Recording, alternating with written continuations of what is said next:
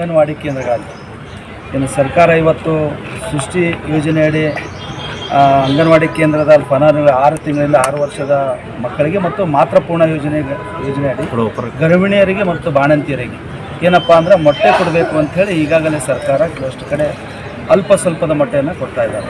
ಆದರೆ ದಿನಾಂಕ 17/12/2024 ಸರ್ಕಾರ ಒಂದು ಆದೇಶನ ಹೊರಡಿಸ್ತದೆ. ಏನಪ್ಪ ಅಂದರೆ ಒಂದು ಬಾಲ ವಿಕಾಸ ಸಮಿತಿ ಅಂತ ರಚನೆ ಮಾಡಿ 3 ತಿಂಗಳ ಹಣವನ್ನು ಮುಂಗಡವಾಗಿ ಅವರಿಗೆ ಪಾವತಿಸಿ ಅವರೇ ಮೊಟ್ಟೆಗಳನ್ನು ಖರೀದಿ ಮಾಡ್ತಾರೆ ಅಂತೇಳಿ ಇವತ್ತು ಸರ್ಕಾರ ಆದೇಶ ಮಾಡ್ತಾರೆ.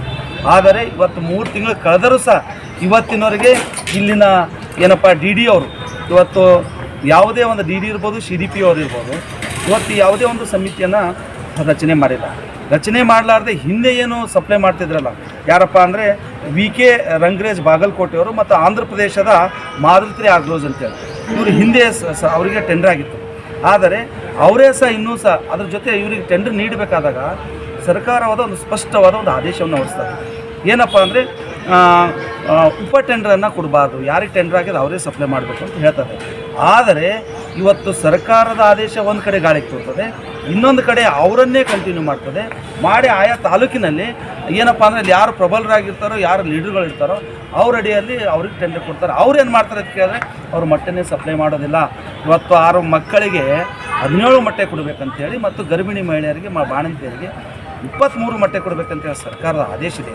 ಆದರೆ ಅವರು 2 ತಿಂಗಳಿಗೊಮ್ಮೆ ಯಾವಾಗೋ ಒಂದು ಸಾರಿ ಯಾರಾದರೂ ಕೇಳಿದರೆ 6 ಮಕ್ಕಳಿಗೆ ಒಂದು 6-7 ತತ್ತಿನೋ, ಹೆಣ್ಮಕ್ಳಿಗೆ ಒಂದು 12 ತತ್ತಿಯನ್ನು ಕೊಡ್ತಾರೆ.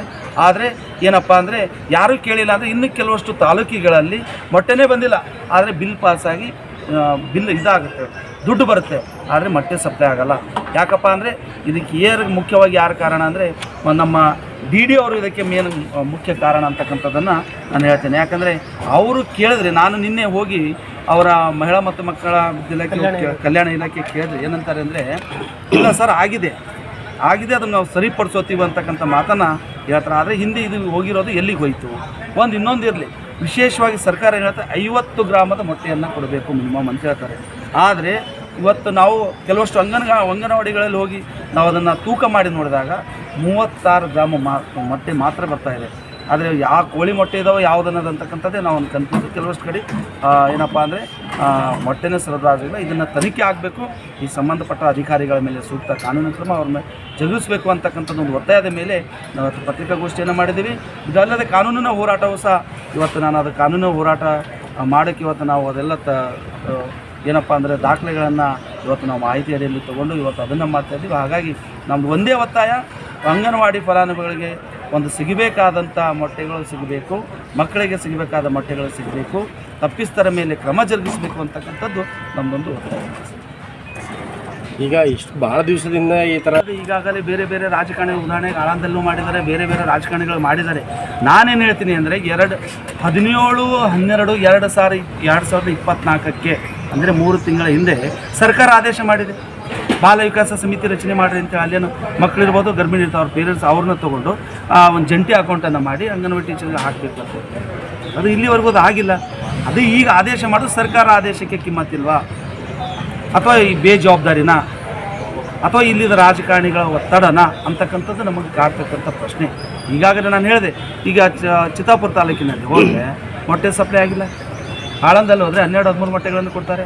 ನಗರಗಳಲ್ಲಿ ನೀವು ಹೋಗಿ ಯಾರಾದರೂ ಹೋಗಿ ಒಂದು ಬಾಣಂತಿಯರಿಗೆ ಅಥವಾ ಗರ್ಭಿಣಿಯರಿಗೆ ಅಥವಾ ಮಕ್ಕಳಿಗೆ ಹೋಗಿ ಎಷ್ಟು ತತ್ತೆ ಬತ್ತು ಅಂತ ಕೇಳಿರಿ, 5 ಕೊಟ್ಟಾರ, 6 ಕೊಟ್ಟಾರ, 7 ಕೊಟ್ಟಾರ ಅಂತ ಹೇಳ್ತಾರೆ.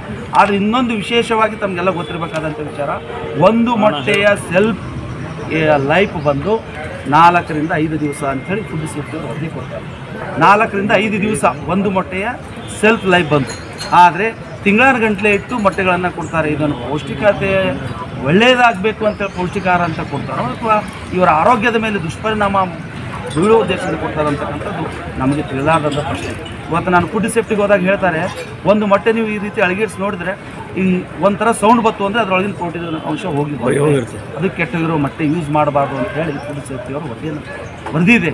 ಆದರೆ ಇವತ್ತು ತಿಂಗಳಾರು ಗಂಟೆ ಇಟ್ಟು ಮೊಟ್ಟೆಗಳನ್ನು ಕೊಡ್ತಾಯಿದ್ರೆ ಇದರ ಅರ್ಥ ಏನು ಅಂತಕ್ಕಂಥದ್ದು, ಇದರ ಹಿಂದಿನ ಮರ್ಮವೇನು ಅಂತಕ್ಕಂಥದ್ದು ನಾವು ನಮ್ಮದೊಂದು ಕಾಡುವಂಥ ಪ್ರಶ್ನೆ ಆಗಿದೆ. ಈ ಮಹಿಳಾ ಮಕ್ಕಳ ಸಚಿವ ಲಕ್ಷ್ಮೀ ಹೆಬ್ಬಾಳ್ಕರ್ ಅಧಿವೇಶನದಲ್ಲಿ ಸಚಿವೆಯವರು ಏನಪ್ಪ ಅಂದರೆ ಪೇಪರ್ದಲ್ಲಿ ಸರಿ ಮಾಡಿದರೆ, ವಾಸ್ತವಿಕವಾಗಿ ಸರಿ ಮಾಡಿದೆ. ಹಾಗಾದರೆ ನೀವೇ ಸರ್ಕಾರ ನೀವು ಮಾಡಿರುವ ಆದೇಶ ಯಾರು ಪಾಲನೆ ಮಾಡ್ತಾಯಿದ್ರೆ? ಇವತ್ತು ನಾವು ಹೇಳಿದ್ದೀವಿ, ಬಂದು ನೋಡಿ, ಇದೇ DD ಅವ್ರಿಗೆ ಕೇಳಿ, ಡಿ ಡಿ ನೀವು ಸರಿ ಮಾಡಿದ್ರೆ ನಿಮ್ಮ ಕಲಬುರಗಿಯ ಡಿ ಡಿ ಅವರಿಗೆ ನಿಮ್ಮ ಇಲಾಖೆಯ ಡಿ ಡಿ ಸಂಬಂಧಪಟ್ಟ ಡಿ ಡಿ ಅವರಿಗೆ ನೀವು ಕೇಳಿ, ಸಮಿತಿ ಮಾಡಿಲ್ಲ ಅಂತ ಅವ್ರು ಒಪ್ಕೊಂಡಿದ್ದಾರೆ, ಮತ್ತು ಅವ್ರ ಮೇಲೆ ಏನು ಕ್ರಮ ತಗೊತೀರಿ ಅಂತಕ್ಕಂಥದ್ದು ನಮ್ಮದು ಪ್ರಶ್ನೆ ಸರ್.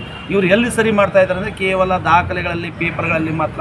ಇವ್ರ ಅಭಿವೃದ್ಧಿಗಳೆಲ್ಲ ಆಗ್ತಾ ಇದೆ ಒಂದು ಪೇಪರ್ಗಳಲ್ಲಿ ಮಾತ್ರ. ವಾಸ್ತವ್ಯ ತೆಳಗಿಳಿದು ನೋಡಿದಾಗ ಇಲ್ಲಿ ನಡೀತಾ ಇರೋದು ಭ್ರಷ್ಟಾಚಾರ. ಈ ಭ್ರಷ್ಟಾಚಾರಕ್ಕೆ ಕುಮ್ಮಕ್ಕು ಇದೇ ಸಚಿವರೇ, ಬೇರೆ ಯಾರೂ ಅಲ್ಲ, ಸಚಿವರು ಸಂಬಂಧಪಟ್ಟ ಅಧಿಕಾರಿಗಳು. ಒಂದು ಜಿಲ್ಲೆಗೆ ವಿಸಿಟ್ ಹೇಳ್ತಾರೆ ಕೆಲವಷ್ಟು ಅಧಿಕಾರಿಗಳು, ಜಿಲ್ಲೆಗೆ ಸಚಿವರು ಬಂದು ವಿಸಿಟ್ ಮಾಡಿದ್ರೆ ಅವ್ರಿಗೆ ನಾವು ದುಡ್ಡು ಕೊಡಬೇಕು ಅಂತ ಹೇಳಿದ್ರೆ ಎಲ್ಲಿ ಮನೆಯಿಂದ ಅವ್ರ ಪೇಮೆಂಟ್ ದುಡ್ಡು ಕೊಡಬೇಕು. ಇಂಡೈರೆಕ್ಟ್ಲಿ ಏನಪ್ಪ ಅಂದರೆ ಇಂಥವೆಲ್ಲ ಮಾಡಿ ಕೊಡು ಅಂತಕ್ಕಂಥದ್ದು ಮೇಲೆ ನೋಡಿ ಕಂಡು ಬರ್ತದೆ ಸರ್. ಓಕೆ.